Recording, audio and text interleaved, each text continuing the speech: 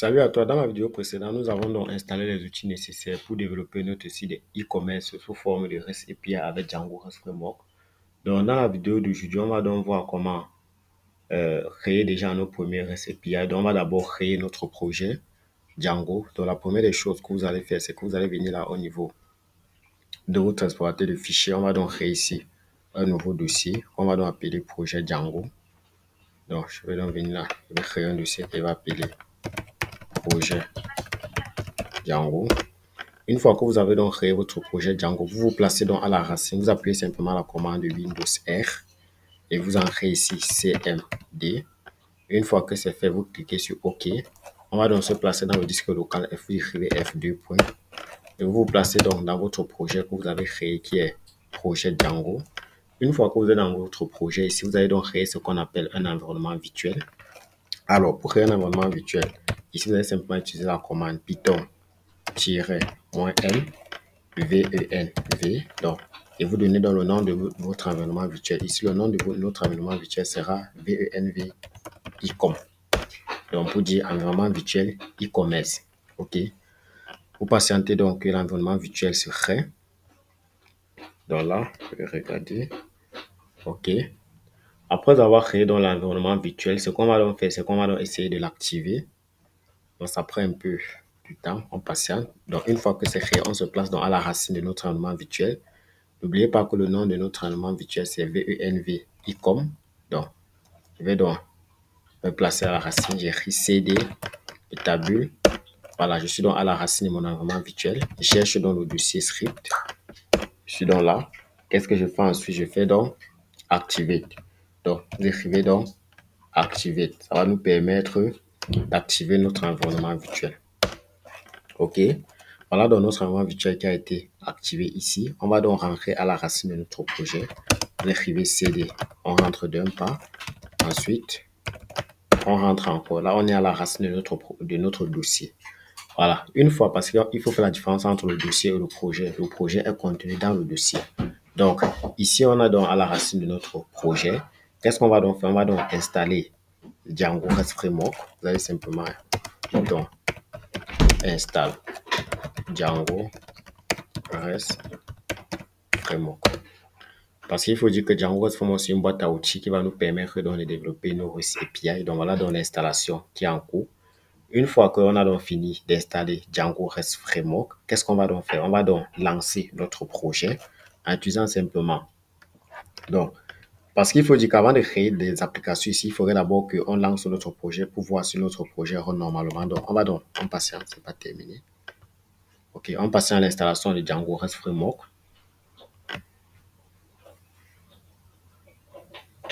On va donc se placer, OK, donc successful.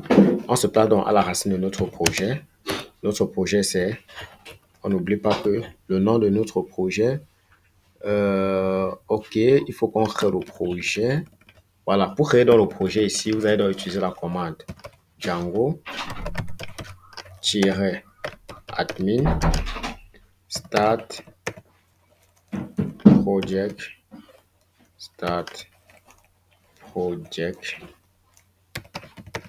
Et vous donnez donc le nom de votre projet. Nous, on va appeler ça e-commerce, qui est donc le nom de notre projet. Vous tapez Entrée. OK, on va donc se placer à la racine de notre projet qui est e-commerce. Donc, vous écrivez simplement CD Putin Directory et vous tapez Entrée. Une fois donc que nous sommes donc à la racine de notre projet, on peut donc lancer le serveur en utilisant la commande Python manage.py run server. Donc là, il va donc lancer notre projet. Une fois que c'est donc lancé, vous copiez l'adresse C et vous ouvrez donc un navigateur de votre choix qui peut être Explorer ou bien Google. Vous tapez Entrée. OK, voici donc notre projet qui a été créé avec succès. Donc, bravo, vous venez donc de créer votre premier projet avec Django. La prochaine étape qu'on aura donc à faire présentement, je vais donc faire CTRL-C pour couper donc le serveur. C'est qu'on va donc créer une application à l'intérieur. Bon, avant de créer une application, on essaie d'abord d'ouvrir notre projet avec notre éditeur de code. Donc, vous venez donc là, vous cliquez sur File. Vous venez donc là sur Open Folder. Vous cherchez donc le disque local F ou la racine de votre projet. Notre projet, c'est projet Django. et vous sélectionnez le dossier. Donc, voici donc notre dossier ici. Et à l'intérieur de notre dossier, on a donc notre projet. OK. Vous voyez donc notre projet ici, on a le fichier init, le fichier ASCII, le fichier setting. Ce qui va nous intéresser, c'est le fichier setting. Parce que c'est ici qu'on va donc faire les configurations ou encore les paramètres de notre application. Lorsqu'on va créer des nouvelles applications, on va les installer, on va les ajouter ici dans le install app. Ici, vous avez le middleware. Ici, vous avez donc le dossier template. Vous avez donc ici les fichiers pour la base de données, pour les configurations de la base de données ici au niveau des databases. Ici, vous avez donc la possibilité de changer la langue de votre dashboard admin au niveau de Django. Donc, une fois donc que vous avez donc déjà démarré votre projet avec votre éditeur de code, on va donc essayer donc de créer une application. Alors, pour créer donc une application avec Django, vous allez simplement utiliser la commande Django admin, start Django admin. La commande pour créer un projet, c'est une application. Parce que là, je veux créer déjà une application. Je ne veux plus créer un projet. Vous allez simplement utiliser la commande. C'est Python manage et non Django. Python manage. Py start app. On va appeler ça produit. On va commencer avec l'application produit. Vous tapez en fait. Donc là, il dit qu'il y a un problème. Python manage. Ah, ok. Il y a un problème là. Start, c'est S-T.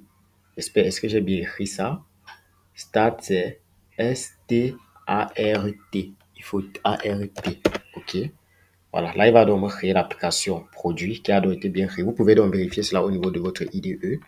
Vous allez donc voir que ici, on a déjà l'application produit qui a été créée. Super. Donc maintenant, une fois que vous avez donc créé l'application produit, on va donc essayer de faire donc les migrations pour voir déjà si notre application produit se retrouve au niveau de notre dashboard. Mais avant de le faire, essayons donc de faire d'abord les migrations. Vous allez écrire donc Python manage.py make migration. On fait les migrations. Ensuite, on va donc faire migrate sur la commande Python manage.py migrate. Une fois que c'est donc fait, ok, la migration se passe bien, tout se passe bien. On va créer donc un super user. On va utiliser la commande Python manage.py create super user. Aussi simple que ça. Vous créez donc votre super user. On va dire ici que le nom c'est David ou bien on va dire que le nom c'est Tanque. On va dire ici que son email c'est Paul Nicolas 519 @gmail.com. On va dire ici que le mot de passe c'est 1, 2, 3, 4 parce que c'est ça qui va nous permettre de se connecter à l'interface d'administration de Django. Vous dites ici yes. Ok. On va donc relancer le serveur. Pour relancer le serveur, vous faites Python manage.py run server. N'oubliez pas que nous sommes en train de vouloir, on a un projet de développer une application de e-commerce de A à Z. On le fera donc ensemble. Donc, je relance donc le serveur. OK.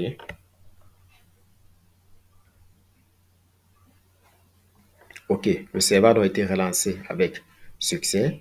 Donc, une fois qu'on a donc relancé le serveur, on contrôle encore si notre application run normalement. Donc, vous allez donc venir là. Vous allez donc faire entrer ça. OK. On peut même se connecter en tant qu'admin maintenant. Donc, vous mettez là admin. Donc, ici, au niveau du username, n'oubliez pas que le username, c'est ce qu'on a mis ici. Lorsqu'on crée un super utilisateur, on a dit que le nom, c'est Tanque. Donc, on va donc venir ici. On va mettre Tanque. Ici, au niveau du password, on va mettre 1, 2, 3, 4. N'oubliez pas que c'est ce qu'on a mis et vous vous loguez. De là, on va donc se loguer en tant qu'admin. Là, on est donc au niveau du dashboard de l'application Django. OK, super. Ici, on a créé un super utilisateur que voici. Donc, l'utilisateur qu'on a créé, c'est Tanque. Il a voici son adresse mail. OK, super. Ici, au niveau des groupes, on pourra donc créer des groupes. Lorsqu'on répète une application de e-commerce, on peut avoir le groupe des vendeurs, le groupe des acheteurs, les groupes des réceptionnistes. Donc, on aura donc plusieurs groupes. Alors, maintenant, une fois que notre application a donc été créée, mais qu'est-ce qu'on constate? On constate qu'on a créé une application produit, mais on ne retrouve pas produit ici au niveau du dashboard au niveau du dashboard de Django. Alors, qu'est-ce qu'on va donc faire là rapidement? On va donc venir ici au niveau de la classe de l'application produit. Vous venez donc là au niveau du modèle. On va donc définir une classe ici qu'on va donc appeler produit. Donc, on va donc dire ici classe product. Donc, qu'est-ce qu'on va donner? Notre classe product, c'est une classe qui va donc hériter d'un objet modèle de type modèle. OK. Qu'est-ce qu'on va donc lui dire ici? Une classe peut avoir un produit, autant pour moi, peut avoir un nom qui sera dans un objet modèle de type Garfield qui va prendre au maximum 200, disons 200 caractères. Un produit peut également avoir une description qui va donc prendre, qui sera dans un objet modèle de type Garfield, bon, disons textuel, qui peut être assez grand, qui va donc prendre au maximum, disons,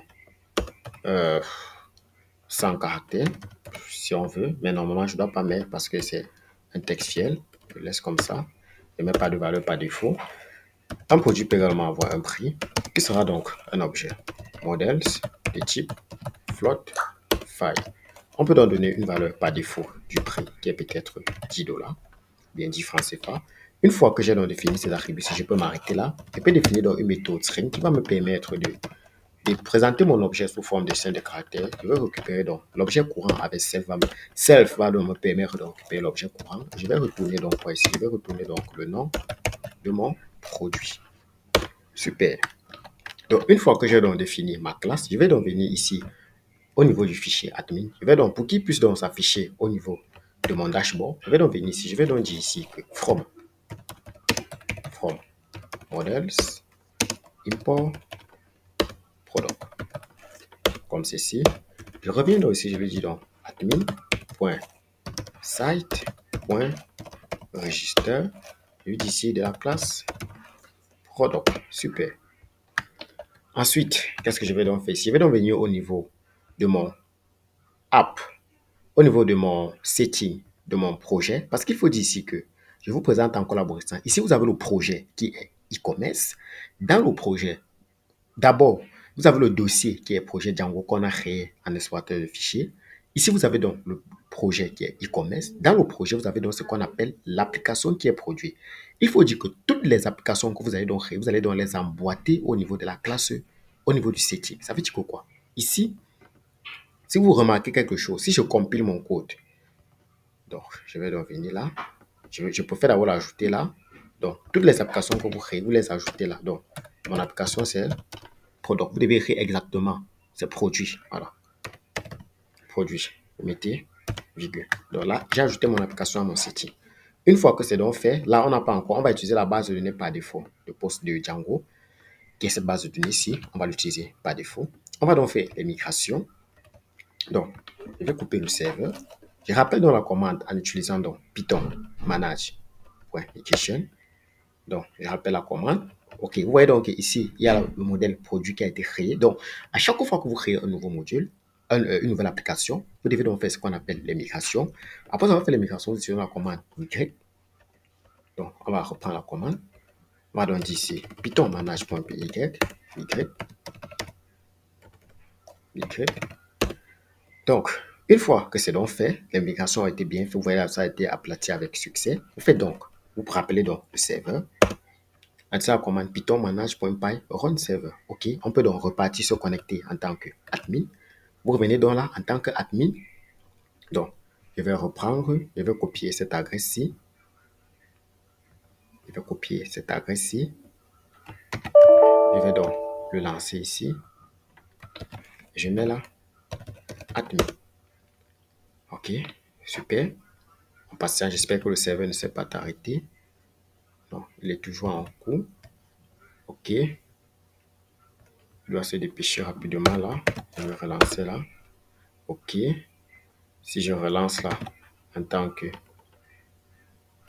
Je vais relancer ce serveur ici. Je me connecte en tant que admin. OK, ça prend un peu plus de temps. Je ne sais pas pourquoi. Le serveur est un peu lent. J'espère que le serveur ne s'est pas arrêté. OK, si ça ne prend pas, on va relancer le serveur. Donc là, je vais relancer. Donc, je vais couper. Je vais donc couper et je relance le serveur. Maintenant, commande Python manage. Ok, c'était même déjà venu. Bon, hélas, ok.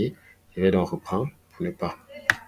Donc là, je vais donc fermer parce qu'il faut qu'on voit exactement ce qui se passe. Donc là, je mets donc. Je vais me connecter en tant qu'admin. Ok, super. Je m'étais déjà connecté une fois. Ok. Ici, vous voyez donc on a la table produit qui s'est ajoutée. Vous voyez l'application produit. Donc, vous cliquez donc là. Vous pouvez donc ajouter un produit en cliquant simplement là sur Add. Vous voyez que je peux ajouter ici un produit. Je peux peut-être dire ici que le produit qu'il va ajouter ici là, c'est les médicaments. Disons qu'il va ajouter les médicaments. Vous voyez, j'ajoute la description.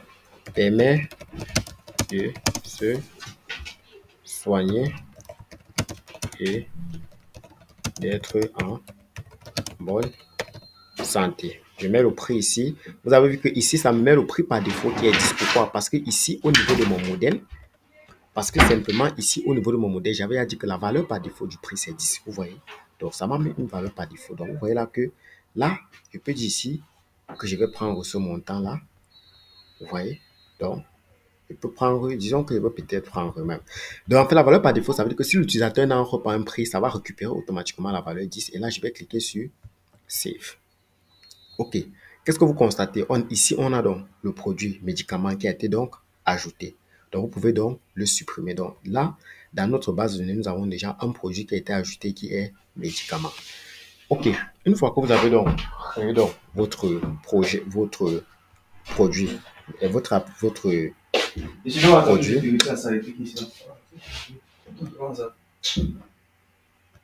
Ok, sorry.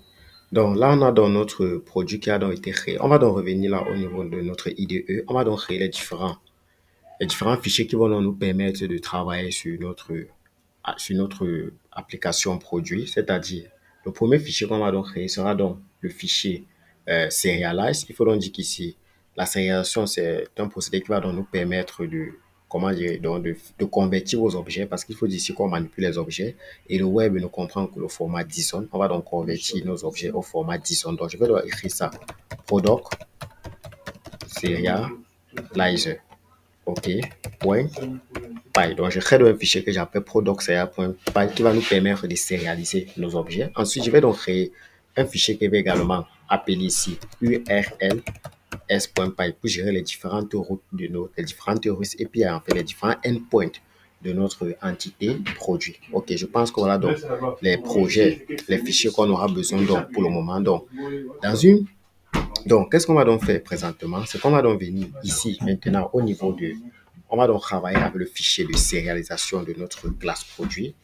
Qu'est-ce que vous allez donc faire? Vous allez simplement venir là, vous allez donc créer une classe ici que vous allez donc appeler classe. Vous allez donc venir ici, vous allez donc créer une classe. Vous allez donc appeler product serialize qui va donc hériter de serialize, Point. Donc, il faut d'abord qu'on importe le dossier serializer de Django. On va donc dire ici from REST framework import serialize. OK. On va donc hériter ici de point model serialize. OK. On va donc dire ici deux points. On a dit tout à l'heure qu'un produit avec un nom, une description. On va donc dire ici que le nom du produit name sera de égal à quoi? Ça sera égal simplement à serialize puisqu'on va serialiser cela qui sera donc une chaîne de caractères fiel et on dit ici max lane. Est-ce qu'on avait défini le max lane au niveau de produit? On n'a pas défini, on a défini max lane à 200. OK. Un produit a également une description. On va donc dire ici description est égal à serialize.carfield. Et on met ici, est-ce qu'on a vu une description? Non, on n'a pas de description. Ensuite, on a quoi? Un produit a également un prix. On va donc dire ici price est égal à serialize.float5. OK. Est-ce qu'on a une valeur par défaut? Je peux toujours reprendre ça donc. La ségrégation, c'est ça qui va vous permettre en fait de convertir vos objets en fait, parce qu'ici, nous on manipule les objets. Je vais donc créer donc ici, je vais créer donc une classe meta. Je vais créer donc une classe meta qui va donc prendre le modèle product, qui va prendre le modèle product. Alors, je vais donc importer product ici. Je vais donc dire ici from product, from, c'est produit, voilà, from produit point models, import produit. Voilà, il va m'importer le modèle depuis la classe produit. Je vais lui dire ici que le nom de mon modèle c'est product. Je lui dis ici qu'il applique ça. Donc, il m'applique ça. Field, il faut qu'il m'applique ça à tous les champs. Field est égal. Il applique ça à tous les champs. OK. Maintenant, il ne va pas m'appliquer ça à quel champ. Si je ne veux pas qu'il me sérialise, disons peut-être, OK, il va appliquer à tous les champs. Si vous ne voulez pas qu'il vous sérialise un objet, vous utilisez simplement la variable read only field. Ça veut dire quoi? Ça veut dire ici, lorsqu'il va sérialiser les objets, si je mets peut-être ici, name, ça veut dire que lorsqu'il va sérialiser les variables ici, il ne va pas sérialiser la variable name. Mais dans mon cas, je veux qu'il sérialise toutes mes variables, quoi, ou bien tous mes attributs.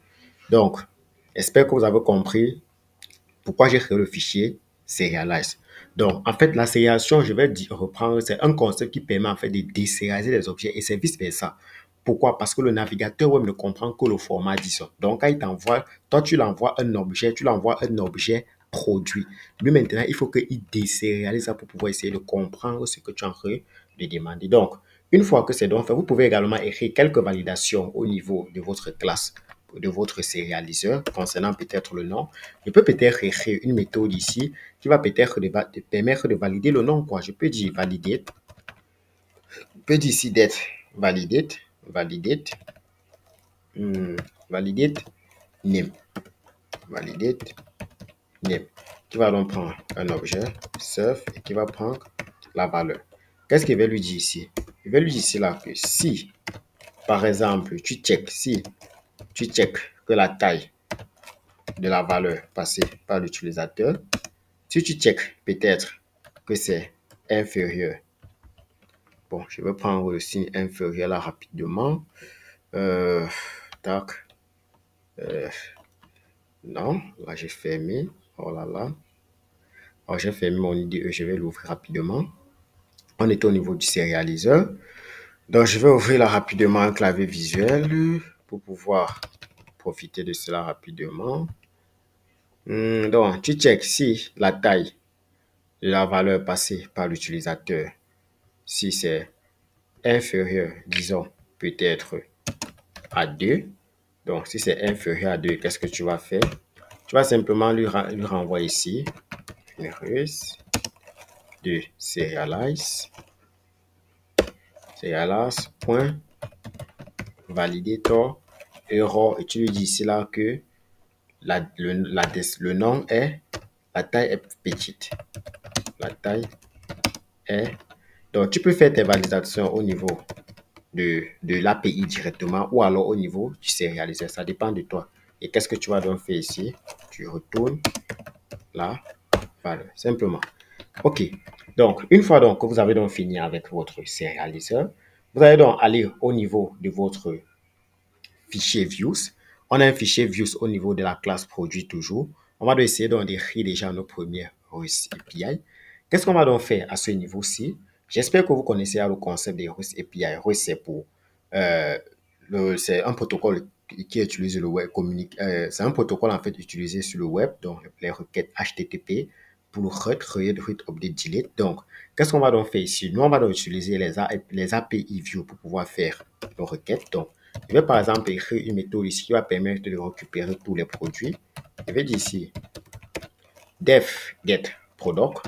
Ici, avec un objet requête. Qu'est-ce qu'on va donc faire ici? La première des choses, je vais d'abord récupérer les produits. Je vais donc dire ici product est égal à product. Je vais d'abord importer. Ouais, c'est product. c'est où la classe, parce qu'il faut aller dans le modèle. Dans le modèle, c'est quoi qu'on a utilisé? C'est product avec P majuscule. Donc, vous allez donc dire ici, je vais donc importer. Je vais donc importer le produit. Je vais donc dire ici, from product.modèle. Donc, from produit.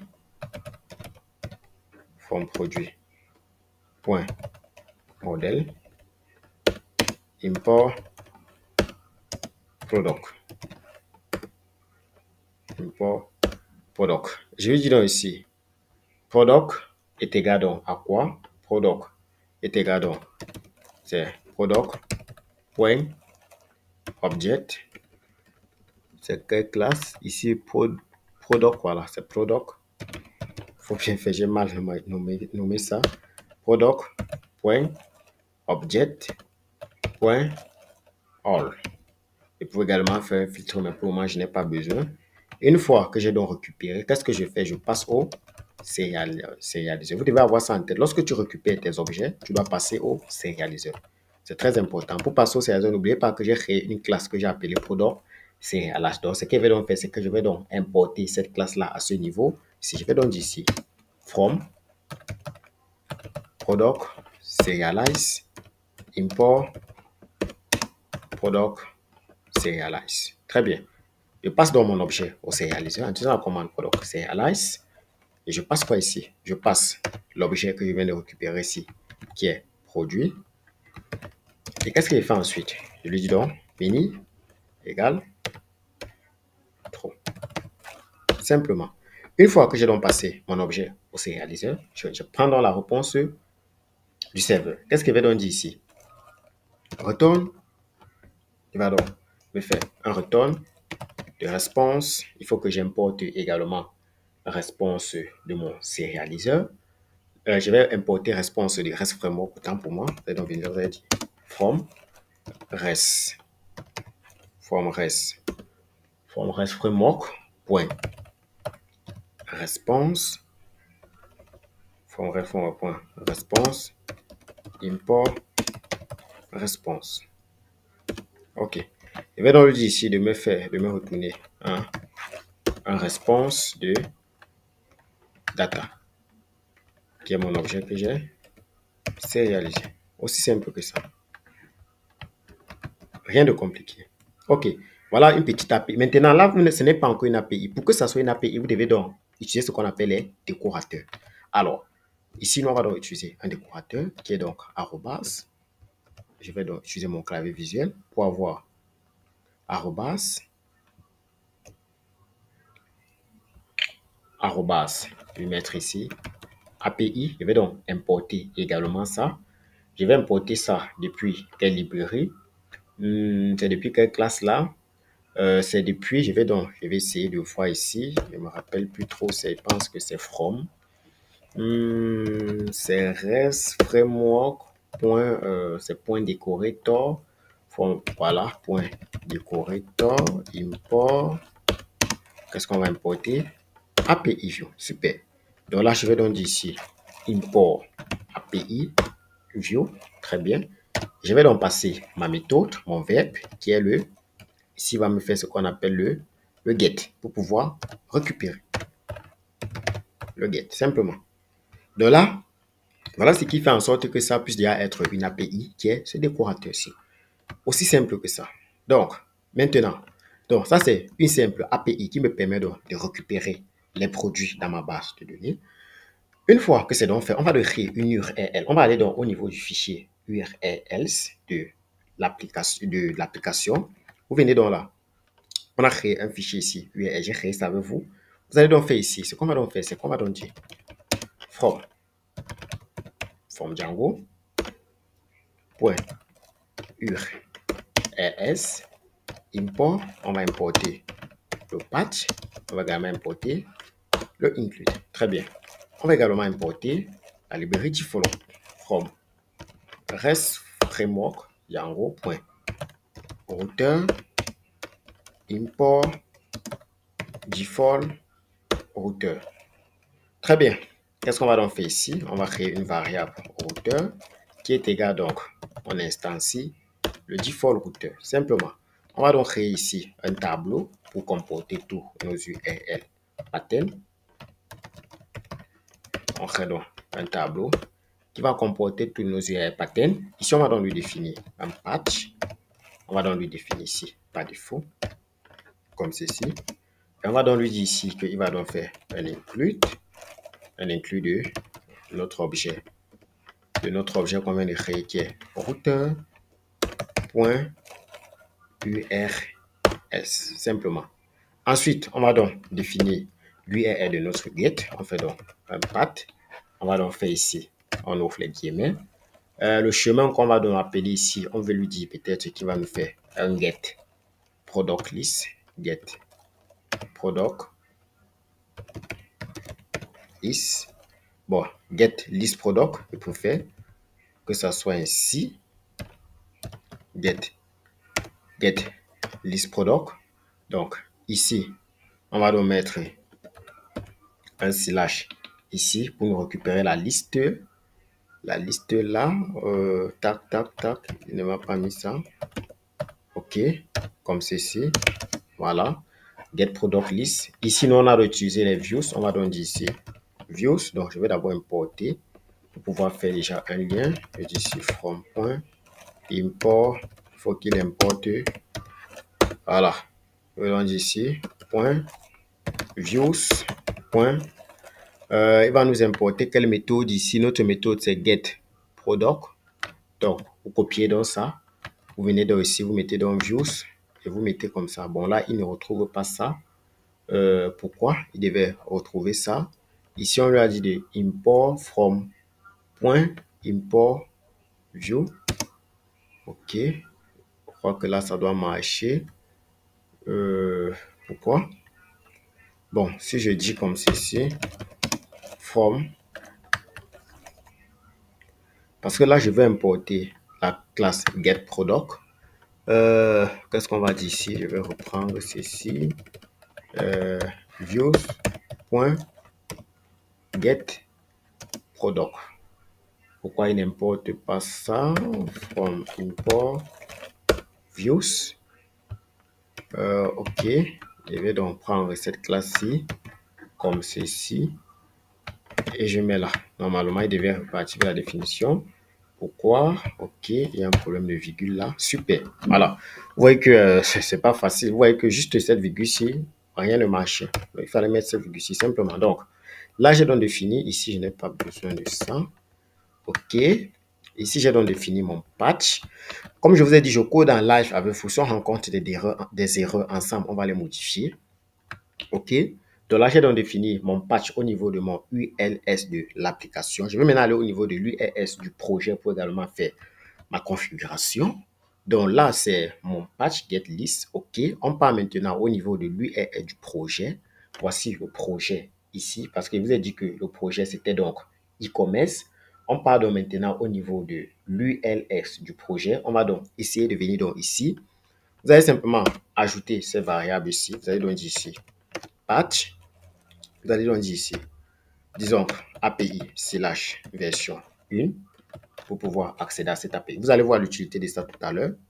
Ici, on va donc importer également le dossier. Je peux effacer tout ceci, ça ne me sert pas.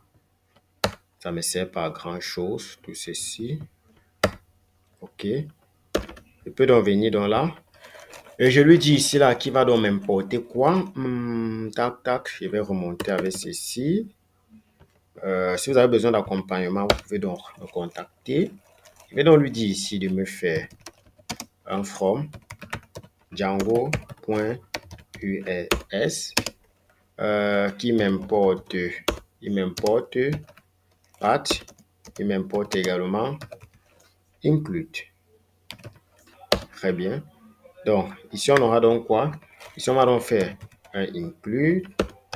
Un include de quoi? Notre projet qu'on a, c'est notre application, autant pour moi, c'est produit. Donc, je vais donc dire ici, produit. Il faut que j'importe ça également ici pour que ça puisse être vu. Ou alors, je vais donc dire import produit .urls. Donc, en fait, qu'est-ce qui est fait ici?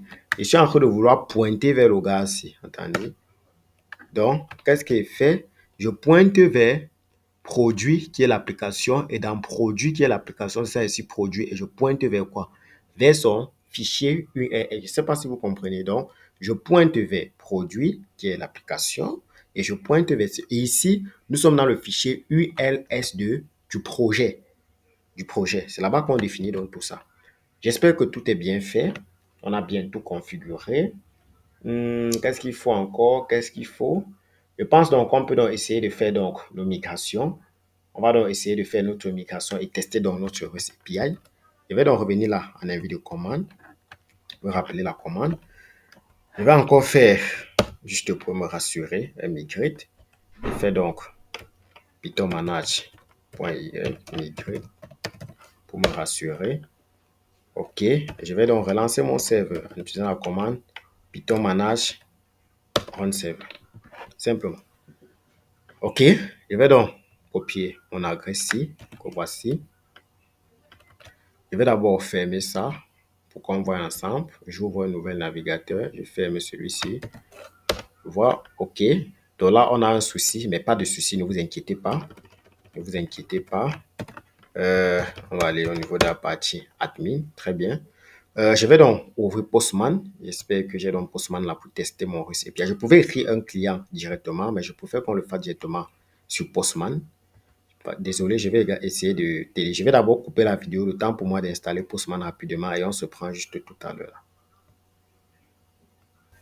Ok, j'espère donc que vous avez donc installé Postman sur votre PC comme on s'est dit la dernière fois. Si vous ne savez donc pas comment installer Postman, vous pouvez donc suivre la vidéo partie 1 sur l'installation de Postman. Je vous ai donc fait une vidéo. Donc, j'ai donc démarré mon Postman. Qu'est-ce qu'on va donc faire ensuite? On va donc lancer notre projet. Je vais donc venir là. Je coupe d'abord le serveur.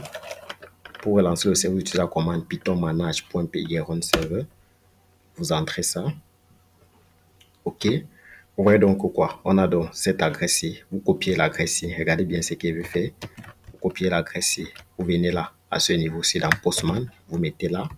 Ensuite, qu'est-ce que vous faites? Vous partez dans le ULS du projet. N'oubliez pas que notre projet, c'est e-commerce. Vous venez donc là, au niveau du ULS. Ici, ça pointe vers produit.urls. Vous copiez donc ceci qui est API version 1. Vous copiez donc. Vous venez donc ici. Vous mettez. On a donc déjà pris. On a pointé déjà vers le URS du projet. Maintenant, on doit aussi pointer vers le URS de l'application. Donc, c'est très important de connaître ça. Nous, on veut faire appel à cette API ici qui est GetProduct.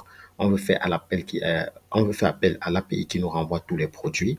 Donc, je vais donc venir là. Je copie cette adresse-ci. Ceci. Vous mettez donc ici, simplement. Donc, on n'oublie pas le / OK.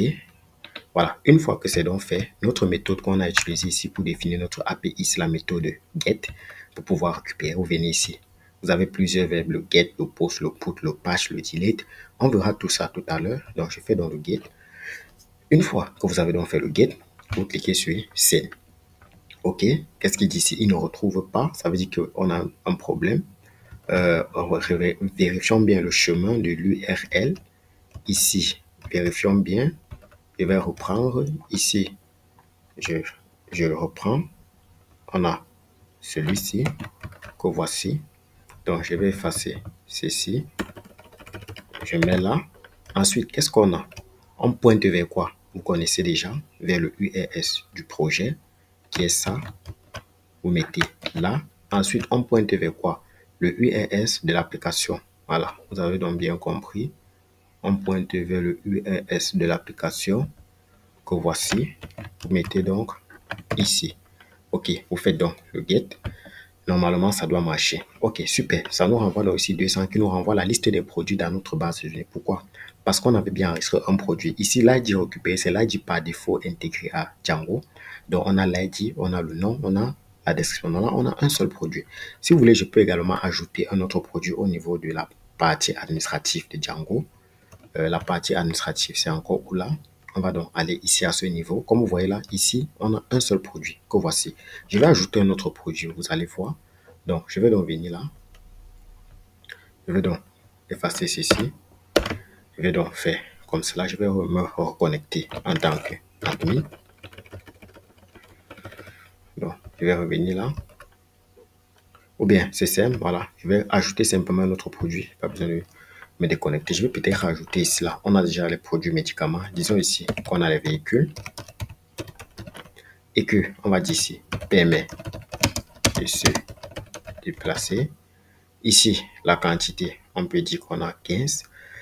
Et vous cliquez sur Save. Donc là, qu'est-ce qu'on vient de faire? On a déjà deux produits en base de données.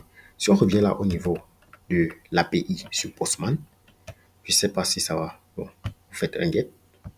Je n'ai pas relancé le serveur, mais on va voir. Ok, super, ça marche. Donc, voilà donc le produit qui a été ajouté. On a donc l'ID qui est le 2. On a le nom du produit qui est véhicule, la description qui permet de se déplacer et le prix qui est 14. Donc, voilà comment vous pouvez donc écrire vos différentes REST API et tester. Donc, on a donc écrit une REST API qui permet donc déjà de récupérer tous les objets de notre base de données. Qu'est-ce qu'on va donc faire ensuite? On va donc écrire une REST API pour maintenant ajouter un élément à la base de données. On n'aura plus besoin d'aller au niveau de l'interface de Django pour pouvoir le faire. Donc là, on va donc dire cela que def create product. Alors, pour créer un product, on aura besoin de l'objet du request. Donc, une fois qu'on a donc, on va donc récupérer, vous connaissez, hein, on a besoin de récupérer la donnée en utilisant le... Donc, on récupère notre donnée, on stocke dans la variable data. Donc, on récupère les données venant de la requête. Une fois que vous avez récupéré les données, vous connaissez à la source, qu'est-ce qu'il faut faire? Il faut passer ces données au sérialiseur. Ok, vous connaissez à la source. Donc, on a créé une classe product serialize. Ici, qu'est-ce qu'on passe au sérialiseur? On passe notre donnée. Mais ici, donnée égale à true. On a passé nos données au sérialiseur. Maintenant, qu'est-ce qu'on va dans le dire? On va dire ici, si nos données sont bien valides, ici. Donc, si nos données sont valides, qu'est-ce qu'on fait? Sinon, on va le renvoyer d'abord une REST exception qui est égale à true. Maintenant, au cas où nos données sont valides, qu'est-ce qu'on va faire? On va le sauvegarder. On va le sauvegarder simplement. Au cas contraire, une fois qu'on l'a donc sauvegardé, il faut qu'on renvoie donc une réponse. On va donc faire un return de response serialize. On renvoie la réponse de notre venant de nos données, bien du serveur. Au cas contraire, qu'est-ce qu'on va faire? On va lui retourner une réponse de serial. On va lui retourner une réponse de serialize. Error, et on lui renvoie un statut qui est égal donc à quoi? Qui est égal à statut. Donc là, je dois importer, bon, disons, statut, ok. Il faut que j'importe le statut qui va donc venir de REST Framework. Donc, je vais donc dire ici, from REST Framework, import statut. Donc, il va donc nous renvoyer ici un statut qui sera donc de combien? Si l'objet est bien créé, il va nous renvoyer un 200, un 200. OK. Et si l'objet n'est donc pas créé, il nous renvoie donc un statut.http. Donc, je vais vous faire également une vidéo sur les différents codes de statut. Je veux le 400. Le batch request, oui, il peut me renvoyer ça. OK. Donc, je vous explique. Bon, là, ce n'est pas encore une API. Pour que ça soit une API, vous devez donc faire ceci. Et vous mettez ici, on veut faire un post. Donc là, ça devient donc une API. OK. Ici, je crée donc une fonction create product. Je prends ma requête en cours. Une fois que j'ai dans la requête, je récupère les données. Pour récupérer les données, j'utilise simplement request.data. Je stocke ça dans la variable data. Une fois que vous avez récupéré les données, vous devez avoir cette logique algorithmique. Donc, première étape, je récupère les données.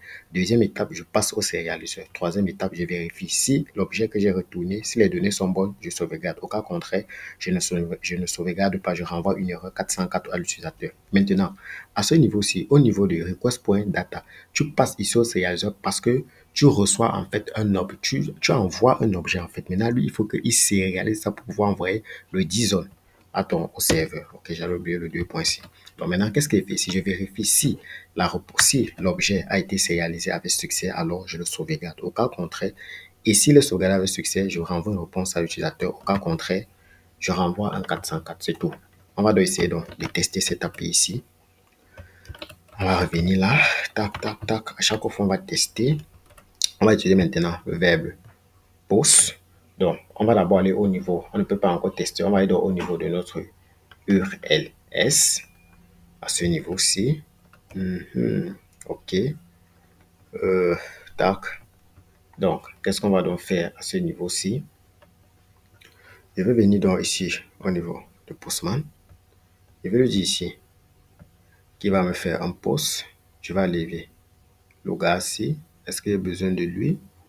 Est-ce que la paix ici? Bon, je vais venir donc là, au niveau de URS, de l'application d'abord.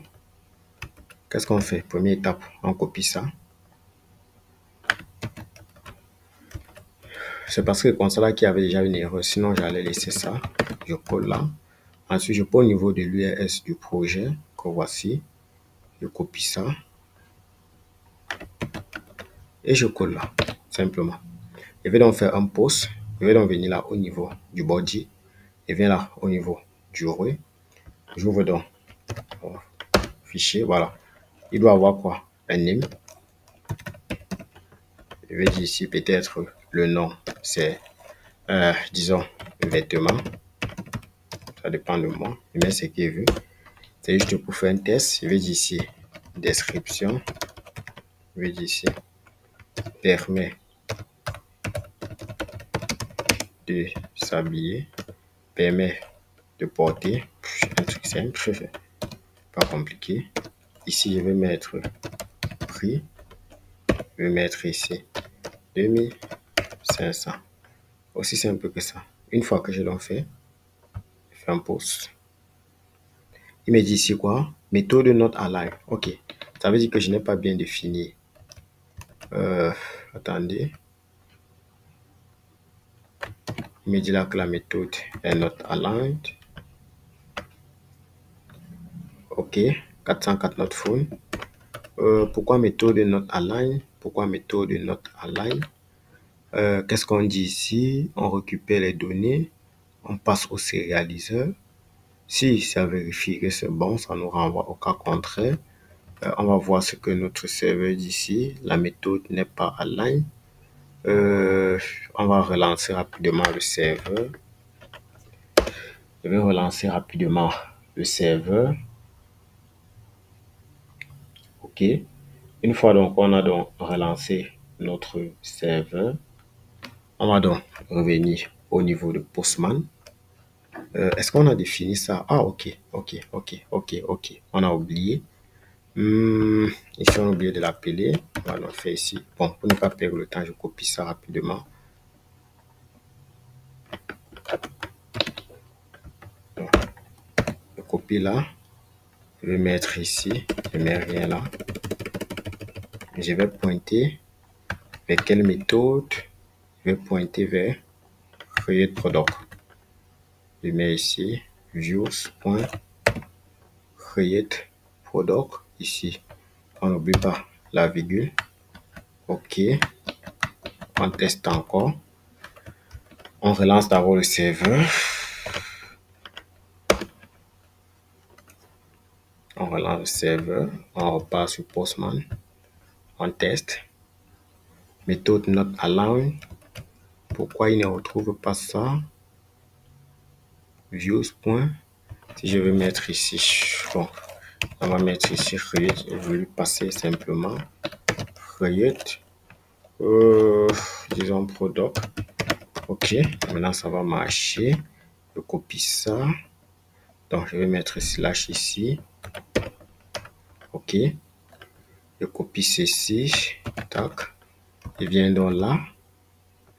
Je mets là. Et je colle. OK. Ça doit passer. 404 not phone. Pourquoi il ne retrouve pas ça? Je comprends le problème. L'URL, c'est ça ici. OK. OK, je comprends le problème. Je comprends. Tac, qu'est-ce qu'on appelle ici? Create product. Ah, OK, il n'y a pas ça. Vous voyez qu'il n'y a pas ça. Là, maintenant, ça va passer. Super. API. Bon, je vais relancer le serveur.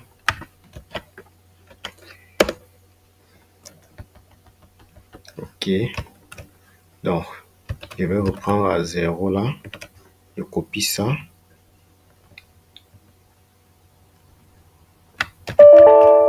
Copie ça. Que je vais donc coller là. Non. Je copie ça. Que je vais coller ici. Je vais donc dans l'URS du projet. Que voici. API slash version 1. Que je colle là. Ensuite, je pars où?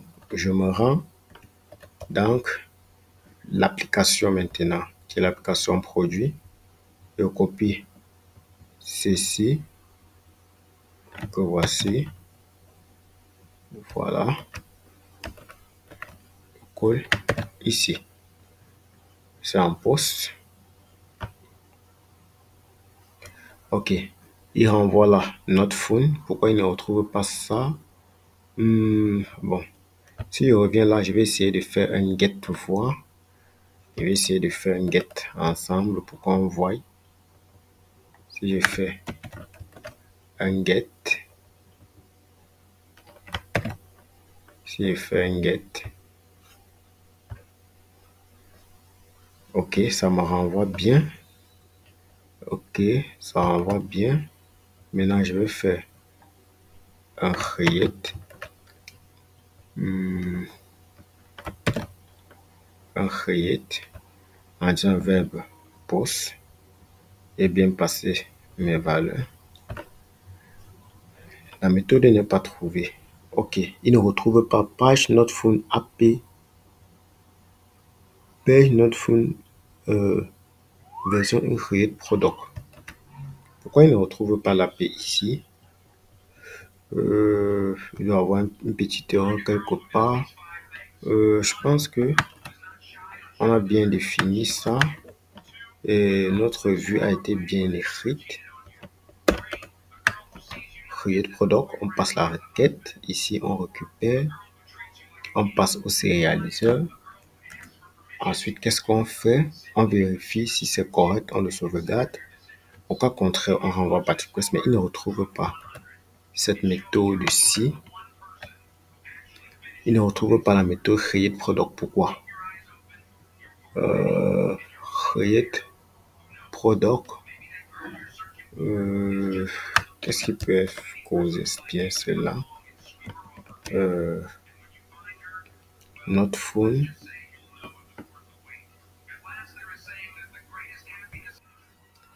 OK, je vais tester. OK, bon, là, jusqu'à là, ça marche pas. Bon, ce qu'on va faire, c'est qu'on va essayer de ramener ça directement ici dans le sérialiseur. On passe une fois nos données au sérialiseur et on teste à nouveau. Donc, je vais donc relancer le serveur. Je coupe le serveur et je relance. OK. Je reviens là au niveau de Postman. Je vais donc mettre ici peut-être, je vais mettre, disons même, lit. Disons ici, prêt à porter, ou bien permet de se coucher. On va mettre ici le propriétaire à CMCMI. OK. Cliquez sur c'est. OK. Très bien. Voilà. Ça crée bien le produit. OK. Ça crée bien le produit. On peut donc checker ça. On peut simplement encore faire un get pour voir si ça a été créé. Donc, pour faire le get, je sais pas, je peux faire ça. Ça va faire le get.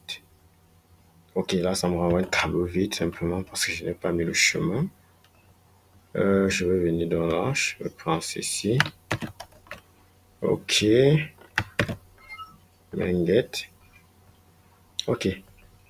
OK, ça me renvoie dans le lit qui a été créé. Mais là, vous voyez qu'ici, ça colle un peu. Je vais venir là au niveau de l'URS du projet. Ici, Tac, tac, tac, c'est URS. Parce qu'ici, j'ai API version 1. API version 1. Je vais mettre un slash ici, pour que ce soit plus professionnel, quoi. Alors là, désormais, on aura un slash ici. Ok, donc voilà donc une API qui permet donc de faire le post. Maintenant, on va donc écrire une API qui permet de faire le put. Le put ou alors le patch. Ok. On va donc faire une API qui permet de faire le put. Ok. Vous venez simplement là, toujours au niveau du fichier view. Donc, on a déjà défini deux API, à savoir pour get produit, pour post. Ok. On va donc dire ici def update product. On récupère donc, on va donc prendre notre requête et on prend l'ID de l'objet qu'on souhaite modifier.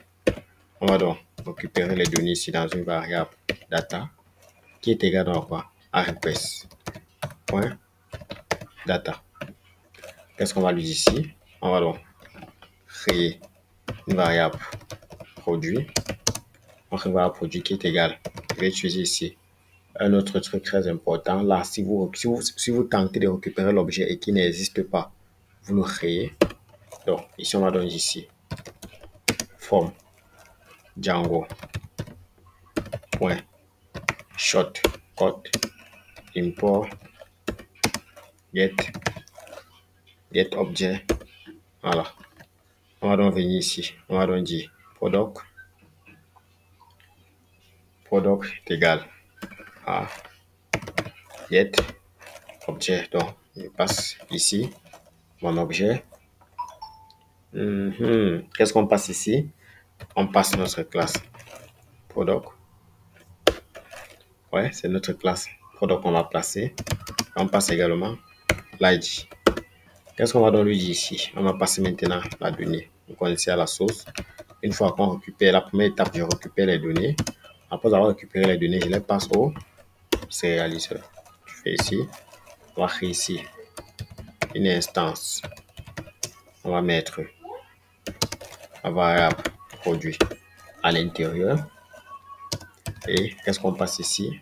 On passe nos data qui est égal à request.data. Qu'est-ce qu'on fait ici? On check. Si le sérialiseur point is valide, si le sérialiseur point is, si c'est valide, qu'est-ce qu'on fait? On le save. Au cas contraire, et si on le save, on retourne une réponse. Retourne une réponse serialize point data. Au cas contraire, on retourne une réponse de serialize point error. Voilà. On va retourner un statut qui est égal à statut point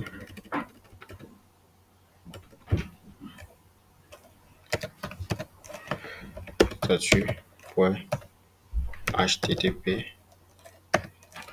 400 press. Ok, super. Là, ce n'est pas encore une API. Pour que ça soit une API, qu'est-ce qu'on va faire? On va ajouter le décorateur put. Vous avez compris. Ok. Donc, tu veux donner. Ici, on a donc notre requête. On récupère nos données. Si ça n'existe pas, ou bien si on essaie de récupérer, ça existe et que ça n'existe pas, ça va nous renvoyer une erreur en utilisant le getObjet or 404. Ça nous renvoie une erreur. Une fois que c'est fait, on passe au sérialiseur. Une fois qu'on a passé au sérialiseur, on vérifie s'il est valide, on conserve. Au cas contraire, on retourne la réponse. Simplement. On va essayer donc de le modifier. Je vais donc venir ici simplement au niveau. Je vais d'abord run mon serveur.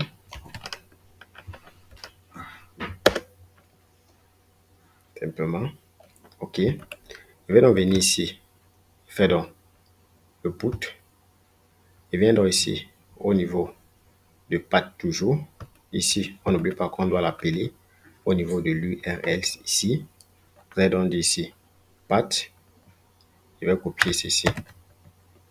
Vous collez ici. Ici, vous mettez donc la virgule. Pour modifier donc, qu'est-ce qu'on va faire?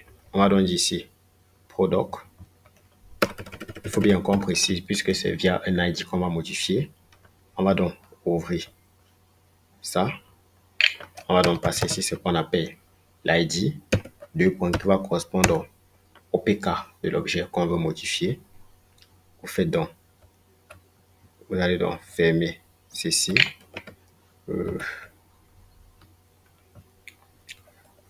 Ferme ça.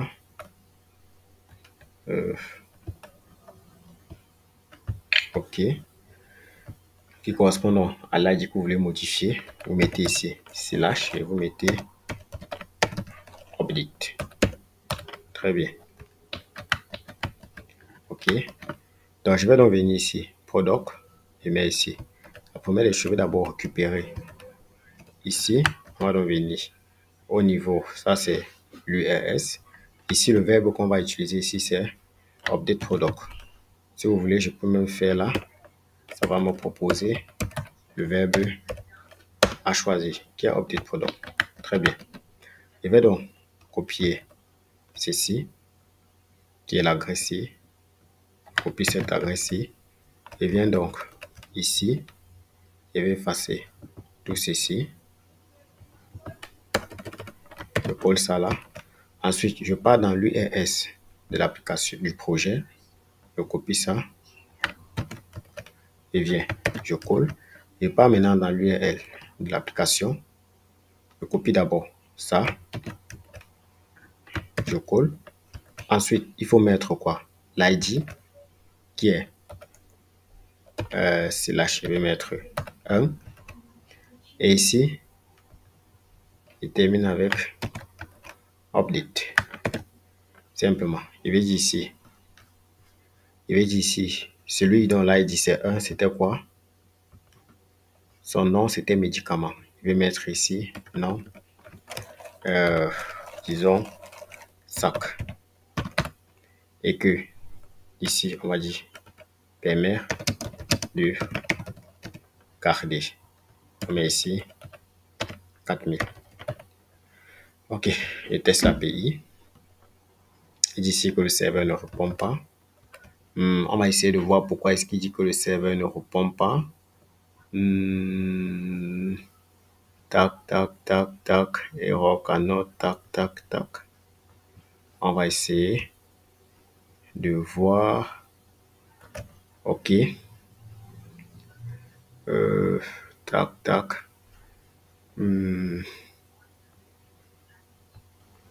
Bon, là, la vidéo a déjà pris assez de temps. Si on se met là à débugger ce code, ça va nous prendre un peu trop de temps. Bon, ce que je vais faire, on va s'arrêter là. Je vais envoyer ça sur GitHub rapidement. Et dans une prochaine vidéo, on va donc essayer de voir comment arranger le PuTSY, quoi. Pourquoi est-ce que ça ne fonctionne pas? Pourtant, ça devrait fonctionner. OK, il renvoie une réponse, une erreur du serveur. Tac, un autre import. OK, je vais corriger ça. OK, donc on va donc se prendre dans une prochaine vidéo pour faire donc les opérations de update et de delete. OK, bye.